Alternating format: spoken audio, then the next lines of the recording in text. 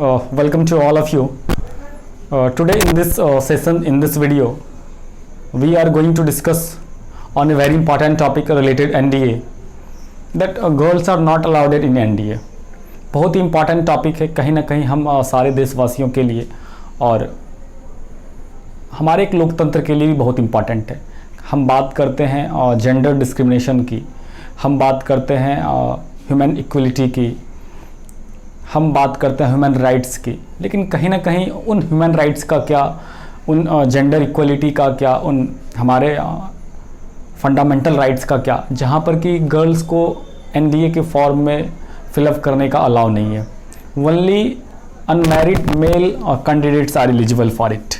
Very important topic. Only unmarried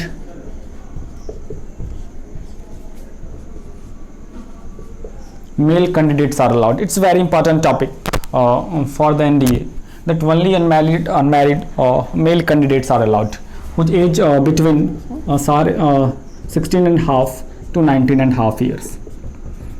Then there is a questions arises here, that why girls are not allowed it. Very important कि कहीं ना कहीं भारतीय लोकतंत्र के लिए हमारा एक मौलिक अधिकार होता है, फंडामेंटल राइट्स होता है. साथ ही साथ हम यदि किसी भी ऑक्यूपेशंस के लिए योग्य हैं तो no one can force me और no one can stop me. हमें कोई रोक नहीं सकता कि भाई आप ये काम नहीं कर सकते, क्योंकि हमें हमारे में यदि वो एलिजिबिलिटी है, हम यदि उस तरह के पोटेंशियल है हम में, तो फिर हम वो चीज़ कर सकते हैं. ये भी हमारा अधिकार देता है हमारा संविधान.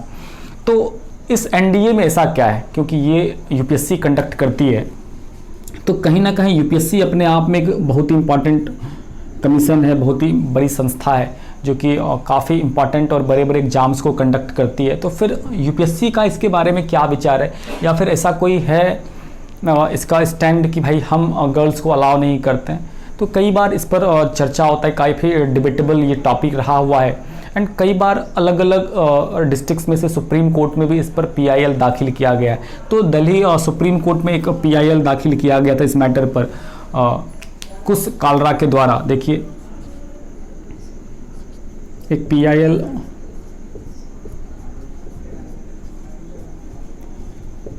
तो सुप्रीम कोर्ट के जज बेंच के द्वारा यूपीएससी से इस पर सवाल भी किया गया था, what is the reason behind that girls are not allowed in NDA. और यूपीएससी से इस पर सवाल किया गया था, इस पर से सफाई मांगी गई थी कि आप इसके पीछे ऐसा क्या रीजन है. तो कहीं ना कहीं यूपीएससी के सवाल जवाब से भी ये संतुष्ट नहीं थे, क्योंकि उसका भी कुछ स्टैंड ऐसा क्लियर था नहीं. एक होता है ना कि हम शुरू से यदि जिस चीज़ को एक फॉलो करने लगता है तो कहीं ना कहीं एक अघोषित नियम कानून बन जाता है. तो वही कहीं ना कहीं इस क्षेत्र में भी हो रहा है. ऐसा कोई वहाँ पर रिटर्न नहीं है कि ये नहीं होगा, लेकिन जनरली नहीं होता है. तो आप यूँ समझ सकते हैं कुछ ऐसे रीजन्स हो सकते हैं जहाँ पर कि girls are not allowed it. देखिए सबसे इम्पॉर्टेंट और बेसिक बात करते हैं, आज़ादी के बाद से ही महिलाओं को घर संभालने की जिम्मेदारी थी और पुरुष हमारे फ्रंट लाइन पर वर्क करते थे, क्योंकि बार ही बार आज़ादी के बाद से कई बार लगातार अटैक हुए, चाइना, पाकिस्तान, और साथ ही साथ जो हमारा इंटरनल था उसमें भी काफ़ी ज़्यादा दिक्कत हो रही थी. तो फिर जो हमारे मेल सोल्जर्स थे उनको फ्रंट पर लाया गया ताकि they can face all the troubles and they can solve all the problems. तो इन चीज़ों में सबसे इम्पॉर्टेंट तो कहीं ना कहीं यही हुआ, आज़ादी के बाद से एट सडन इतना चीज़ काफ़ी रैपिडली बदलने लगा कि वहाँ पर महिलाओं को भागीदारी नहीं मिल पाई. ये बहुत बड़ा फैक्टर था. तो वहाँ से ये कहीं ना कहीं एक ट्रेडिशन चलते रहा कि गर्ल्स इसमें से फॉर्म फिलअप नहीं कर रहे थे. खास करके शुरू में तो डिफेंस सिस्टम में गर्ल्स को अलाउ ही नहीं था. हम बात करते हैं नेवी की, बहुत सारे थे इसमें जिसपे कि अलाउ नहीं था. एयरफोर्स की देखिए आप, पायलट की बात करते हैं, हवाई जहाज उड़ाने वाले, फाइटर प्लेन, जेट विमान, इन सारी चीज़ों में अलाउ नहीं था. But according as time it changes, बदलता गया, बदल रहा है. एंड इसमें भी ये बात बिल्कुल तय है कि आने वाले 2-3-4 वर्षों में ज़रूर गर्ल्स को अलाउ किया जाएगा एनडीए के फॉर्म के लिए. एक जो बहुत ही इंपॉर्टेंट चीज़ इसमें से आती है, कहीं ना कहीं ये बिल्कुल आप समझ सकते हैं कि महिलाओं को जब इमोशनली वाली बात आती है तो कहीं ना कहीं हमें क्या करना है, एनडीए में हमें फ्रंट पर जाना है, हमें अटैक करना है, हमें युद्ध करना है, हम वॉरियर्स बनाते हैं, हम योद्धा बनाते हैं. तो फिर कहीं ना कहीं जब महिलाओं को फ्रंट पर भेजा जाएगा तो लीड करने के लिए, तो वहाँ पर एक छोटी सी मतलब एक मेंटलिटी होती है।